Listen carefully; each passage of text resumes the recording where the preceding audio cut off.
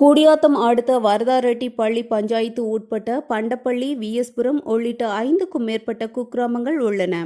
இங்கு நீர்நிலைகள், குட்டைகள் உள்ளிட்ட பகுதிகளில் 100 நாள் வேலைவாய்ப்பு திட்டத்தின் கீழ் சுமார் 200க்கும் மேற்பட்ட பெண்கள் பணியாற்றி வந்த நிலையில் கடந்த சில மாதங்களாக பணி வழங்கப்படவில்லை என கூறப்படுகிறது.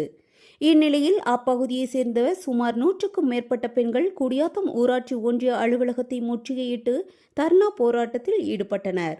பேச்சுவார்த்தையில் ஈடுபட்ட அதிகாரிகளை முற்றுகையிட்டு கடும் வாக்குவாதத்தில் ஈடுபட்டனர். இதனால் ஊராட்சி ஒன்றிய அலுவலகத்தில் பெரும் பரபரப்பு ஏற்பட்டது.